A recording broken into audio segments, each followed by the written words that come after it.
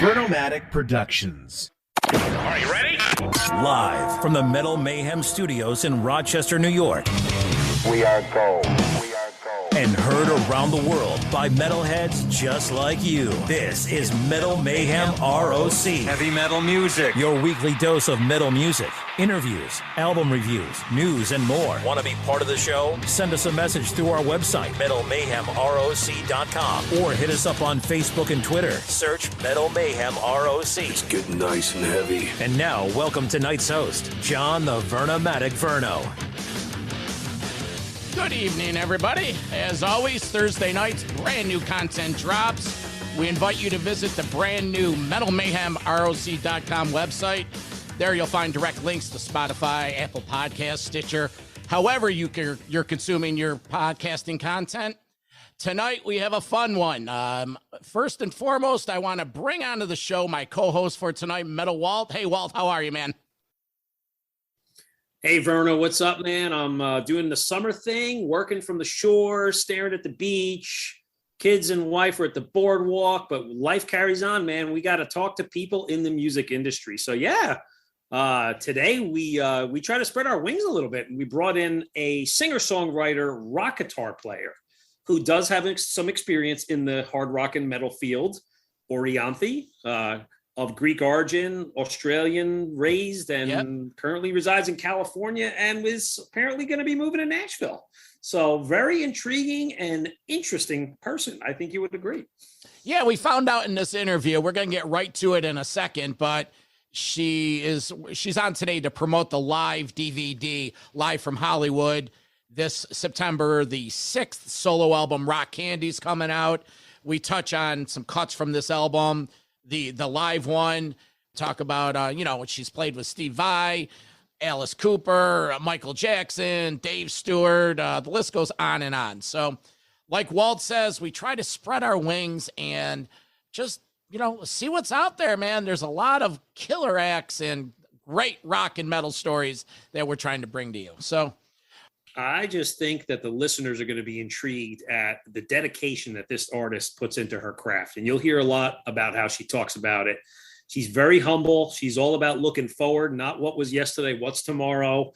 And you know what? She's played with a lot of global artists, and it's really all come from just putting her head down and hard work, and quite the testament to her to build a whole career for a girl who I think is not even 40 years old. So pretty amazing. So I hope you, the listeners, enjoy it. It's really interesting and diverse material, and check out our live album. It's good stuff. Yeah. And so like listeners, when you check this out, shoot us a email, go to the website, metalmayhemroc.com. Tell us what you like about it, what you didn't like about it. Just, let's interact a little bit and get a little feedback. So for my metal brother, Metal Walt, I'm the Vernomatic, and here we go. Orianthi, Metal Mayhem ROC. We want to welcome our guest for today, Orianthi. How you guys doing? We're good. So for the listeners here, we've made a promise to expand our horizons on the show and bring unique and different types of rock artists onto the forum, some which you may or may not know of. So today we're bringing on Orianthi, who's California-based rock guitarist and singer-songwriter.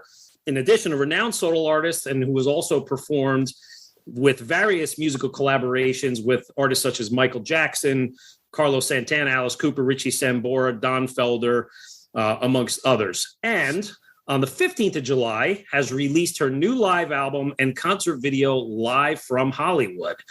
So it's our pleasure to be able to speak to you. Congratulations on the new release.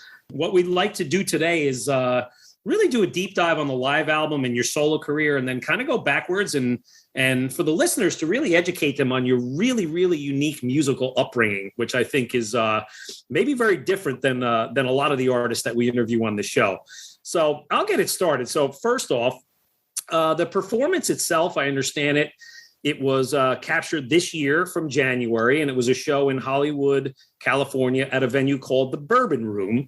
And it includes solo songs sprinkling in from all of your solo releases. So tell us a little bit about the venue, maybe the band members and the song selection.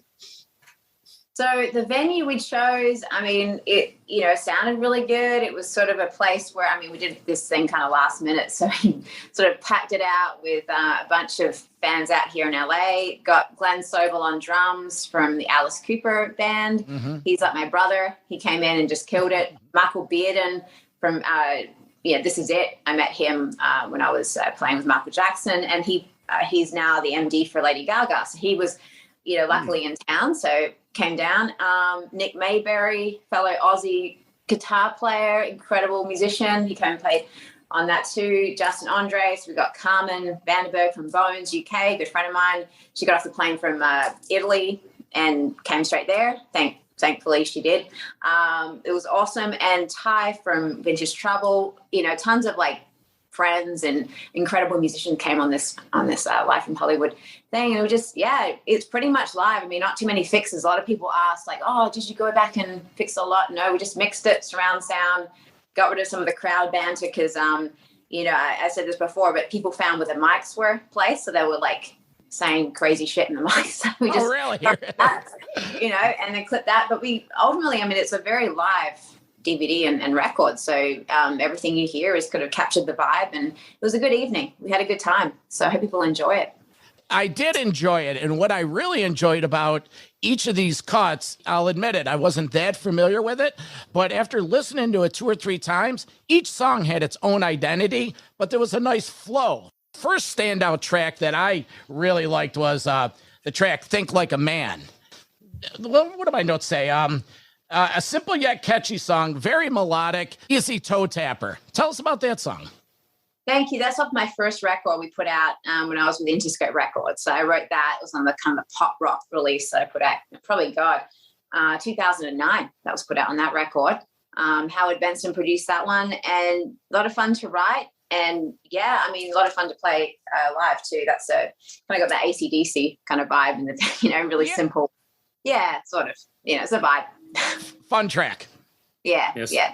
So, Orianthi, what would maybe be good, because I have a couple questions on some of the tracks too, and I actually want to play a little game with you on some of the tracks. But for the listeners that may not be familiar with you, maybe just describe you as a musical artist. Like, what kind of singer would you say you are? Guitar player? Like, describe the sound that comes across in these 11 songs on this live album. Look, I'm not sure. I kind of leave it up for people to decide because I just sing and play. So, you know, I mean, I grew up listening to a lot of blues. My influences range from, my dad's record collection, which was Jimi Hendrix, to Fleetwood Mac, to my mum's collection, which was on the flip side, like Cher, to, you know, lots of different things. Like, she listened to so many different artists. I mean, from like Roy Orbison to, I grew up writing songs. That's the first thing I did when I was 6 years old. Got my acoustic, wrote my first, you know, few tracks, then moved on to electric when I was 11 years old. Got into Jimi Hendrix, Santana, you know, Stevie Ray Vaughan, Gary Moore, B.B. King, Freddie King, all that kind of stuff. And then went into the heavier stuff like Sabbath and whatnot later. And yeah, Steve Vai was my first like artist I opened for when I was like 14 years old. And then ZZ Top, and I just sort of, I don't know, I've just been doing a lot of different things with music. I mean, it's been a crazy, colorful journey, and I'm just, you know, excited every day to wake up and be able to do this for a living. So, yeah. Well, I agree with Verno. I think on the 11 songs on the album, there's quite a bit of diversity on the songs. So I have my own take on this. So I'm going to play a little game with you. We're going to go in reverse. I'm going to describe my notes to the songs, and I want you to guess which song you think I'm thinking about. Okay. How well you know your own material, okay? Sound like fun? Yeah, all right. Sounds good. Okay, so this one has a country music feel in the song structure and your vocal. Okay, country music. Oh, God, I don't know. I don't know. Because some of them, a lot of my songs actually do have a bit of country in them. That's the thing. A lot of them do. So, okay, well, I'll give you the answer. I was thinking the song Impulsive. Oh, Impulsive. Okay, cool. That kind of, you know, it's funny. That song I wrote I was listening to a lot of In Excess at the time, which is kind of funny, but that's sort of, yeah, but you know, country, cool. Yeah, I took country away from me. And it's obvious a lot of the songs have a, you know, a hard rock bluesy feel. And I think, yes, guess with the drums. Yeah, I'm just thinking of the drum fill here and everything. Yeah. I mean, I think there's a couple songs that at least are my favorites on the album: Sinner's Hymn, Heaven in This Hell, and then Blow. I really am digging the vibe on these songs because they're kind of those, rockers with a lot of great blues work in it, but they're heavy songs, and it really showcases your shredding guitar style throughout the songs, either in the middle or on sort of the outro on them. So I think those would be synonymous with your sound. So maybe you could tell us a little bit about some of those songs. Yeah, I mean, they're very heavily riff-based, and making that record with my great friend, producer Marty Fredrickson in Nashville. We put that together really fast, but I mean, he's a real rocker. So we're experimenting with sounds and different pedals, and I'm not really a big pedal person, but I was like, let's just mess around, some of these guitar tones, make it a bit different from a record I've done before. So that one had the octave fuzz on it, and I just had that riff for a minute, and I brought it in. I had the lyrics I wrote, and it's Sinner's Hymn I'm talking about was the first one. And that one, is probably about it. It's like a blues story. It's about blues man goes to every town, kind of like runs from his demons, goes to the next town. It's kind of almost like a Robert Johnson kind of vibe, and that's kind of how I wrote it. It's like a movie in my mind. That's how I write lyrics. And so that one was fun to do, fun to play live. And, that whole record, like Contagious as well, that song is actually a positive song, believe it or not. It's actually about hate's contagious. Like, you don't want to get away from that. You want to bask in your light energy. And so that's what it's all about, like sort of running from the darkness in a sense. And people really like that one live. And Impulsive was another song we wrote for the record as well. A lot of fun. And what was the other one? There's so many. Crawling Out of the Dark, I think that's on there as well. I'm not sure. I don't even know which ones made the playlist here. But we played a lot of songs that evening. We had to cut them back a bit. So yeah. The guitarist that flew in from Italy, what was her name? Carmen Vanderberg. Oh, okay. The song that you introduced her in, because you did share the story on the CD about how she direct flight in. The guitar duel in that song was excellent. She's a great player and a good friend of mine. I met her a long time ago when I was playing Download Festival, and she came up in London. And she's also dear friends with my English family, Dave Stewart, the whole Stewart family. So I've known her for a minute, and just incredible talent. I love what she did with Jeff Beck and Bones, and she's got such a unique sound, and her instincts are amazing. So it was really cool that she came in and added her, vibe to the whole evening. Is she like yourself, where she plays with other people and does her own thing, or is she in a set band? Yeah, she's in Bones, and she does guest with other people too. So yeah, absolutely. It's interesting. Bones, I've actually, for anybody that listens to Sirius XM, the Octane channel, they featured Bones UK quite a bit last year. And it was funny, Orianthi, I was thinking of songs like Contagious and What's It Gonna Be? And again, I see those as like sort of that modern day hard rock song that are very sort of radio friendly, that would certainly fit in right in that channel, Octane, that fit in with that style of music that's very popular today. Mm-hmm. Oh, wonderful. Yes. Well, maybe I add it. The next record, we got this Rock Candy coming out. My next album's coming out in a couple of months. But first single's coming out in 2 weeks now. So off that. Yeah, so this live was the carryover. Tell us a little bit about your next solo album. It's coming out this fall. Yeah, so Rock Candy's coming out. We just put out a lot of music because it's been a minute. The last record I put out was during the pandemic in 2020. And so with Frontiers, I was like, we're going to put a lot of stuff out, guys. And so we put out the live DVD, live album as well, all mixed in surround. It's, with Mark Jacobs, who directed it. He's an incredible director and good friend. And then I made the record Rock Candy in 12 days with Jacob Bunton, who's a good friend of mine and great producer and guitar player, violin player, piano player. So we did that record. We kind of wrote a song a day, recorded one a day as well, and put it all together. And it's called Rock Candy. It's not the Sammy Hagar on True Song. A lot of people ask that. Yeah. Love Sammy. He's actually a friend of mine. No, it just kind of summed up what the record is. You know what I mean? It's kind of rock. It's a bit of pop. It's got that kind of flavor. And it really just kind of, I was like, this sounds like Rock Candy. So why not? But it's kind of funny because a lot of people don't even like the young sort of people haven't heard of that song. So now they're going back to it. But guess, guys, go check out that track as well. And so it's cool. I mean, a lot of fun to have put that together, and I hope people enjoy it. Really do. So the first song, Light It Up, is coming out on the 27th. We just shot the music video. Wow, that's great. What's the story behind recording it in 12 days? Well, Jacob London was in town for a short period of time, and I needed to make a record. So we kind of just scheduled it that we would make it in that period. And it was a challenge, but it was fun. I mean, we write songs really fast together. And I wanted to sort of do that where you just show up at the studio. I came in with a riff, an idea of the song, and then wrote it, finished it, recorded it that whole day.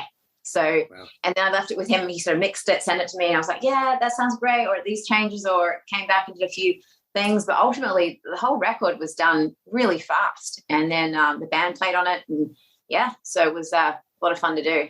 Well, that's actually a perfect segue to the next subject I wanted to bring up. And it's linked to one of your songs on the album called According to You. And in the liner notes, the press notes, it mentions here specifically that, you've had 17 million streams on Spotify, and it's even had a new resurgence via TikTok. So, I think million tags on that one.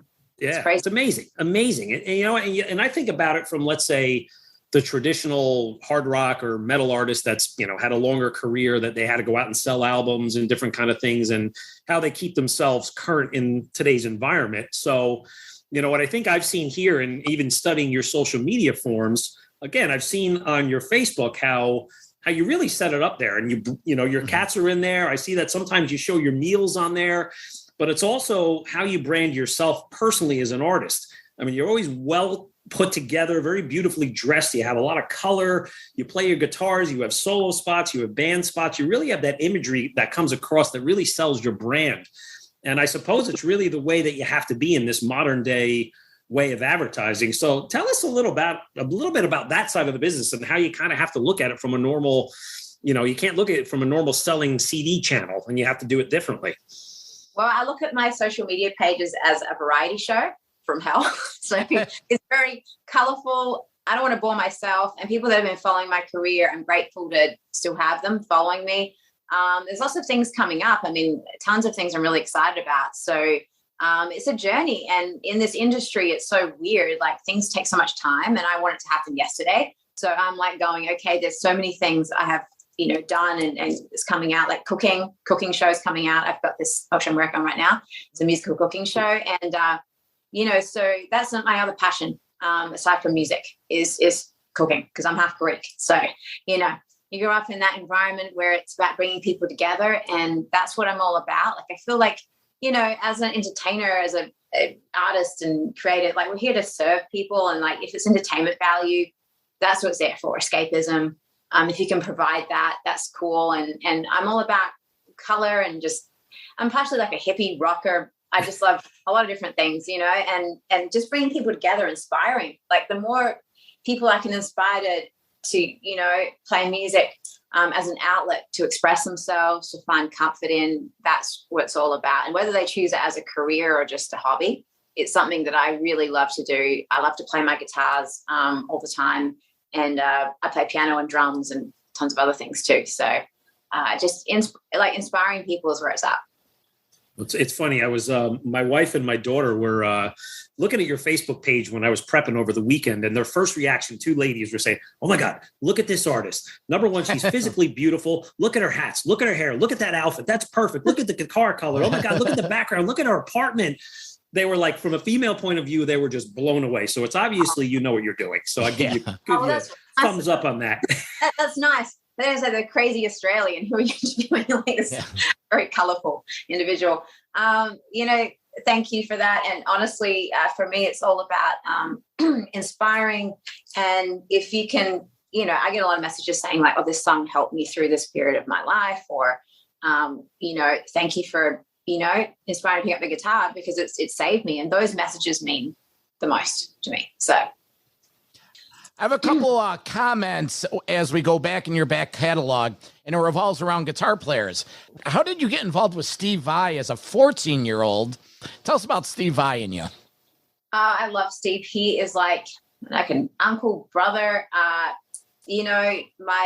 manager at the time when I was 14 got me support for Steve Vai, came into town in Adelaide. And I was, this 14-year-old kid, I just playing cover bands, and I had this backing tape that I made, and I was reading Guitar Playing magazine. So I'd read his metaphysical column that he would write. And I thought, wow, this guy's really, because I was really spiritual that age. I was reading a lot of different things. So this guy, firstly, I was reading about Steve, and then I listened to his music, right? It was Alien Love Secrets and Passion and Warfare and all that stuff. Incredible album. One of my favorites, Passion and Warfare. So I listened to that, and I was like, oh my God, I'm opening for this guy. This is crazy. I'm by myself, the backing tape, and I'm a girl. And so in this nightclub with all these guys with their arms folded, what the hell are you going to do? That was kind of tough for me. I'm not going to say it was easy growing up playing guitar, but I just went and did my thing, and he saw that, and it was kind of going out there and sort of just, I was pretty nervous actually. And then I turned around and Steve was watching me for the whole performance, and I got even more nervous. And afterwards he's like, I want to sign you to my label, and there's talk and all this stuff. And at the time, I was living in Australia, and just kind of getting things together, and whatnot. So he just stayed in contact with me. It was a real inspiration and just mentor for a while. I'll send him demos. He would tell me, oh, this is great, maybe change this part here, look at your solo in here. So constructive criticism in a sense of a teacher, and that meant the world to me, it really did. And sure. So coming over to America when I was 18, and I played with Santana. I was 18, and at Memorial Drive, Santana's my other dad in a sense. He's been there for a long time as well, since I was 11, 12. So wow. Having these incredible guitar players being inspirations and send messages of just keep going, do this, that meant the world. And, so coming over to America, getting my first record deal, and then supporting Steve again in America. We did about, a whole Californian run with him, and a real blast. That was when I was 19, 20 years old. So yeah, a lot of fun. Let me ask you, how is Carlos doing after the events of the other night? He's doing great. He texted me this morning and last night, and we've been, day off. I was just texting him that afternoon actually. And I was so worried, and his wife, Cindy, and she said, he's doing fine. I was just, when I heard that, it was insane. But he was dehydrated. It was really hot, right now. It's so hot and under the lights as well. You can imagine touring is a grueling thing. And, but no, he's doing amazing, he said. So. Well, good. I'm glad your friend is doing well. I saw Carlos years ago. I grew up on Carlos and Santana as well. So props to that. Good. That's good news. Yeah, absolutely. So I have a question for you as well, back to your upbringing. This is an oddball, non-musical question, but you and I have one thing in common. I read that you actually worked on a song that was put in a commercial for the Japanese electronics company Panasonic, a company that I worked for from the year 2000 to 2005 in their corporate headquarters in New Jersey. So I said, oh my God, we're linked through Panasonic. So was that true? Yes, I did. There's a whole video clip we shot for this massive TV. It was 100 and something inch TV. It was massive. And so I had this song called Now or Never, and we did that. It was a funny day, and they had these big cranes, and yeah, it was wild. That's probably one of the first commercials I shot out here in America. So yeah. Pretty fun times. And it's cool doing that kind of stuff, like Panasonic, I've done Hyundai commercials and, just different things like that. So yeah, it's cool when they ask you to do that. Sure. Well, we couldn't have you on the show without asking about the whole Michael Jackson situation. Mm-hmm. I had a chance to see Michael Jackson and his brothers on the Victory Tour back in 84, 85. Oh, wow. It's funny, stepping into that whole scenario, I thought it was going to be a lot of lead playing and heavy stuff, right? It was actually a lot of funk rhythm parts that I had to learn. So it made me step up as a rhythm guitar player more than anything else. Getting that gig and working with him, he was such a perfectionist. It was just incredible. I mean, that whole band, the dancers, the whole production, it was a dream come true to be part of something like that. It really was. And unfortunately, he's no longer with us. But I'm so grateful I'm with him. Truly. Yeah. Now, you're not necessarily a shredder like Eddie. What was it like not so much that you can't handle learning Beat It, but just, doing that solo. And did Michael share any insight with that whole Eddie situation that hasn't been documented in the press previously? And did you ever have a chance to meet Eddie Van Halen? Okay. Remember all those questions. Okay. So firstly, with stepping into playing the Beat It solo, it was very daunting. I mean, when I got the message to come in and learn it the night before, I was working with Diane Warren in the studio, actually on my album, finishing that up. So I signed to Jimmy Iovine, ready to go with my album, right? Working away in the studio, get a MySpace message to basically come in. Hey, Michael saw you won the Grammys with Carrie Underwood. You're what we're looking for. Could you come in? And I'm like, I thought it was some weird fan. Like, I didn't think it was real or anything. I was like, really? Through MySpace? And it was. So learned, Beat It, Do Diana. I want to be starting something that evening. And, I was kind of beating myself up about the whole Beat It thing because I was going, how am I? There's no way, like, stepping into someone's, shoes like that, like Eddie or it's like there's so many incredible guitar players that have worked with him before as well. Like, I'm like, I don't know. I'm more of a blues-based player than anything, blues rock. So I kind of just stepped into it going, you know what? I'm going to approach it as an artist standpoint. I'm going to do my own thing with a solo. So I didn't play it exactly like Eddie or, you know what I mean? I played the same notes and everything, but I just my own feel to it. And people didn't play it exactly like that. And I'm like, well, I'm not a session player, guys. Like, I'm an artist. So, and I thought to myself, well, if he likes it, he likes it. If he doesn't, I did my thing. You know what I mean? I was my own person, because you can't, like, the greats like that, you just can't, like Jennifer Batten as well, and Steve Stevens, all those people. You just kind of going, hey, I'm who I am, and if he likes it, he does, and if he doesn't, that's cool. But you're not trying to be somebody else, or you just can't fill those shoes. You know what I mean? It's like, it's crazy. But Eddie called me when I got the gig, and I was using his amplifiers. And he was very sweet, and he was very encouraging. He's like, congratulations. He actually invited me over for a barbecue, but I never went over because I was so busy rehearsing. There was no time. So, but we got to talk for a minute on the phone. He was lovely. I met him a couple of times briefly at NAMM. I remember in the past, but yeah, what an incredible player. Insane. So, well, congratulations on that gig. That's fantastic. Wild time. It really was. And working with Michael, when I first played the Beat It solo, when he came in, and he was like sitting in front of us all, I was like, how do I play guitar again? It was the most nerve-wracking moment of my life. I could say that for sure. A couple of the other big collaborations you've done, you've worked with Alice Cooper and then, of course, Ritchie Sambora.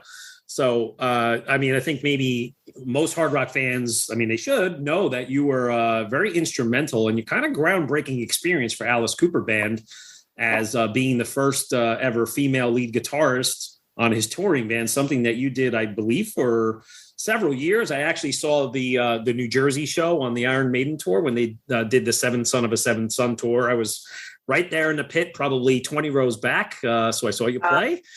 And that's all the blood. Oh yeah. Tell us all about that. Again, from a female point of view, you were the trendsetter here. You actually then, you did leave the band, and Nita Strauss came in, and we actually learned today via the media channels that Nita put a resignation into Alice Cooper today. So she is leaving the band. But just tell us in general how that experience was with Alice. Well, it was incredible. I got a call. I was actually in Nashville finishing up my album with Dave Stewart, Heaven in This Hell. And I got a call I did some work with Bob Ezrin and played the American Idol finale with Alice Cooper, School's Out, with all the contestants, right? So I played guitar for that. And then I was hanging with Alice and Bob Ezrin, and so I knew him. And then I guess Damon Johnson left with Thin Lizzy, right? So I get a call from Alice one evening. I was in Nashville finishing up like the last song of the album. Hey, could you come and would you be open to being my lead guitar player? And, got to learn like 25 songs in a week, and then we go on the world tour. And I'm like, yeah, sounds great. And I was like sipping my martini with Dave, and finishing up the album. And I was like, sounds like a great idea. And like next day I was like, oh my God, 25 songs in a week. Holy shit. Literally. So didn't speak to anyone. And our first show was, I think it was Jay Leno, Conan. I can't remember, one of those two.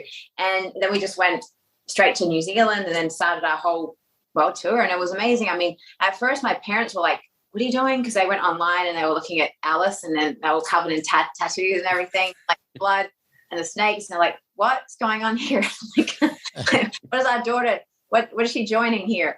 And then they met Alice and everybody in Australia, and they were like, oh, they're like the most loveliest people ever. We're so happy, because Alice and his band, I mean, they're like just incredible people, and the sweetest. So I had a blast. I mean, it was just celebrating Halloween every night for close to 4 years. And I was, I dodged the knife. I dodged the Frankenstein, the snakes as well. I didn't, have too many injuries with that tour. Broke my ankle, a couple of things. But other than that, it was so much fun. What was your favorite song to play in that set? There's so many. I mean, $1 Billion Babies is awesome. There's so many, Halo of Flies was an undertaking. It was 9 minutes long. That song, when I first was like, I called Damon. I was like, dude, how the hell do I, because I had to learn so many. He's like, just think about it as like 3 songs. I'm like, good idea. So, you know what I mean? Because it was like an orchestrated thing. And I was talking to Alice before, and he was like, yeah, the guitar players are on different drugs. So we're like trying to, orchestrate their different parts and put them together. And it was wild. But I had to learn those parts, and it was so fun when we were up there. And yeah, just really good time. Good time. I recall too, you got a spotlight during Poison where you got the showcase to do your own solo, correct? Yes. Well, when we opened for Iron Maiden, that whole tour, Alice was like, well, you're going to go out and you're going to go and solo by yourself on the stage. And I'm like, oh, great. So I'm going to wear a shield or something and people don't throw shit at me because, you get nervous. It was fun. I mean, people liked it, which was good because you never know. I mean, I'm not that kind of guitar player. I'm more like, as I said, blues rock. So I'm not like a shredder, but I play some tapping and stuff here and there, and it's all, fun, and it is part of the show. But it was honestly really cool experience. And the Maiden tour was really wild. I mean, the Maiden tour, and just, we had so many different things that happened. I mean, so many in the short period of time, like close to 4 years that we toured. It was just nonstop, like craziness. I have to ask, as a female musician, the list goes on and on. By no means are you name dropping, because much respect. But is this a testament to determination? Diane Warren, Michael Jackson, Steve Vai, Dave Stewart, Alice Cooper. And how do you credit this young lady from Australia, the other side of the world, to be able to benefit from all these legends? Is there young ladies out in this world that look up to you, and you give that message that, hey, determination and persistence, the world is yours for taking? That has to be one of the most rewarding aspects of what you've done with your career. I never look back. That's the thing. And I always kind of have this sort of, I guess, stubborn heart about things. So if I want to do something or work with somebody or whatever, or just create. Ultimately, it's about creating and having utmost respect for a lot of people that it'll be a dream to work with this person. It'll be a dream. And some of these people just reach out to me. Like with Dave Stewart, he messaged my manager to come work. Like, he wanted to work with me a long time ago. Mm-hmm. And to actually know, he messaged me to work with me, and then invited me to play Stand Up to Cancer. So I ended up playing that show, and then we ended up having dinner and a martini, and ended up just being great friends, and wanting to hang out all the time, because he's such a creative, and I'm pretty just anything sort of goes. I love collaborating with people. I love sharing that energy of just excitement over things. And it's about the music for me. It'll always be about the music. It'll always be about as much as it's, it's like your image and all this stuff, and what, your branding. Sure, that's part of it, because that's what we've kind of come to now with Instagram and everything. But at the end of the day, I'm sitting here with my guitars. I'm trying to be a better guitar player, searching. I'm always searching. I'll never stop. And writing better lyrics as well, and sharing more of myself and my experiences in my songs. The next record that I put out after Rock Candy as well, and the next record, I'm thinking about those right now. I'm thinking about the road ahead, and not looking back at what I've done. As much as we're talking about it right now, and it's really awesome that I've done those things, I feel like I've done nothing, which is weird, but it's kind of that's where I start every day. Going, that's really cool and that's incredible. I had those experiences, but it's about creating your path and your future. So when when I'm 80 years old, I'm looking back going, yeah, that was a really colorful life. And hopefully I help people with my music inspire people to do better things than I've done, or bigger things, or just kind of like help them through. That's kind of where it's at. Sure. Yeah. Well, Walt, I'll let you finish up. Any other parting shots before we let her? Yeah. So, again, I think we just wanted to talk briefly about the Ritchie Sambora project that you did with him. And actually today is his birthday. I saw that pop up. It's his 63rd birthday today. So happy birthday to Ritchie. So tell us a little bit of that, because I know you did an album, collaborations together with Bob Rock producing. I think you did get out on the road a little bit. So that's one that maybe flew under the radar a little bit, but I'm sure you have some history there you'd like to talk about. Yeah, it was incredible working with Bob Rock, and Ritchie and I wrote a lot of songs together, and we played a lot of shows as well. And we actually met in Maui when Ritchie showed up on family vacation to come and jam with Alice Cooper for the holiday, for the charity event we would do every year up there with Shep Gordon, his manager. And it was Sammy Hagar, Bob Rock was there. He was there most years. Steven Tyler, lots of people. I mean, Doobie Brothers showed up, like so many, Weird Al Yankovic. It was like so many different people coming out, Lucas Nelson. And so, he came up and we just started jamming. And then I honestly had never met him before. Got back to LA, and then I got messages from Ritchie going, come over, I really want to jam, let's hang out and stuff. So okay, that sounds great, cool. So we ended up hanging out, jamming. Then we're actually in a relationship for like 4 years, going on 8, and actually up and on. So it was a long time, and we wrote a lot of songs together, and Bob Rock came in and let's make an RSO record, which signed with BMG, and it was all kind of ready to go. And as things happen in this business, it got a bit weird, and God knows what happened. But we put a lot into it. I left Alice for that and just put everything into that for about 5 years, a good 4 or 5 years, and then we just toured it. Played a lot of festivals together, all that kind of stuff. So, but we're on different paths now. He's doing his thing, I'm doing mine, and it's all cool. But yeah, it was definitely an experience, and it's great stuff. We wrote some really good songs for sure. Hey, before we let you go, because this has been really insightful, a couple last parting questions. So what we like to do when we interview our artists is step away from the microphone and maybe tell us something, whether it's something that nobody knows about you on your personal level, or maybe a hobby of yours. So tell us a little bit about Orianthi, the person, not the musician, not the artist. As a person, well, my friends would probably call me a bit of like a sort of a free spirit hippie. I mean, something that people don't know about me. That's weird. I mean, I love to paint. That's another thing I like to do. Love painting. I love hiking. I love, just going out on really long hikes. To the point my friends are delirious, so some of them don't join me anymore. So, what's something else about me? I'm a pescatarian, so I don't really, I everyone knows I cook, so that's really obvious to put it everywhere. So it's kind of, I know something else that people don't really know, but probably the painting thing. I love sort of just painting abstract things and terrible paintings that are around my concert here that I want to show. My sister's a really good painter. My sister's an amazing artist, so I'm embarrassed actually to mention that. Now compare California to Australia. Is this going to be your permanent place for life, California? I might be moving soon, actually, to Nashville. So I'm just trying to figure. Yeah, because I love Nashville so much, and I've been here close to 19 years now. So I'm kind of thinking it could be a good thing for me to just change it up, but I might be back and forth. So I might keep my place here, get a place over there, and I just love the energy. I was just over there for the Gibson anniversary. My Gibson acoustic, which I did, my signature, which has been available now for some time, which I absolutely love. It's a J200. Yeah, and that has Nashville written all over it. Yeah. Oh, it does. You know what?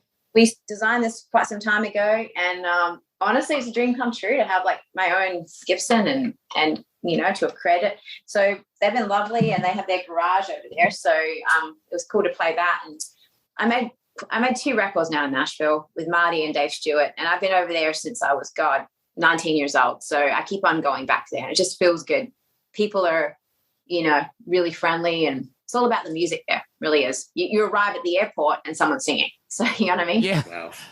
It's the place to be now. Yeah, it's a vibe. I spent 4 days down there last summer. They had the big Rockin' Pod Festival down there. So it was great. A lot of podcasters and heavy metal radio outfits were down there. We had a big convention. Rock guys were there. They had events off campus. We were at the airport, Marriott, and it was a good town. I didn't see as much as I wanted to, but you're right. It's a definite vibe. You land in, and from a kid from Western New York, it was fun. So I love New York too. I mean, I got to tell you, I love walking around New York, New Jersey area. I spent a lot of time there, of course. It's just such a vibe. I mean, you guys are I kind of say like New Yorkers are kind of like Australians, because we kind of, we're pretty like blunt. We just say how we feel. Like there's no dancing around anything. So that's what I love about it. A lot of my friends are New Yorkers actually, or from Jersey. So you guys, it's pretty similar to Aussies, I feel. Awesome. And good beaches too. Yeah. 100%. Yes, absolutely. Look it up on the map. Point Pleasant Beach. Maybe you were here before. One of the best places on the Jersey Shore. I've been there many times. Yes. See, there you go. So another common bond. Well, the new CD and DVD comes out on the 15th, live from Hollywood. And this fall, Rock Candy, the third solo album or second? No, it's my fifth. Fifth. Okay. Yeah, I think so. Because I've had On the Influence, Violet Journey, Believe. Then we had Heaven in This Hell. Then we had it's my sixth. Sorry. Yeah. Okay. So, well, we got to do our heavy metal homework. But point being, she's whittling out her own place in the rock and heavy metal landscape. Orianthi, thank you for spending a little more time than we needed today. We appreciate it, and we will do everything to spread the word and educate our listeners. Thank you for your time. Thank you so much. This was a really great, insightful discussion, and I hope that maybe we get to see you bring the band over to the East Coast. We would love to come see a show, so hopefully we see some touring, and we'll have this interview up the day before your album gets released. So you got fresh media coming right your way in a couple days. Yeah. Much love to you guys. Thank you so much for your time. Take care. Thank you so much. Great. Yeah. Best of luck. Bye, guys. Metal for Life. Thank you for listening to Metal Mayhem ROC. Check out our website at metalmayhemroc.com for information on podcasts, archives, links to all our live radio shows, and all sorts of info. Please like, follow, and share with everyone, even your non-metal friends. And always remember to keep it heavy.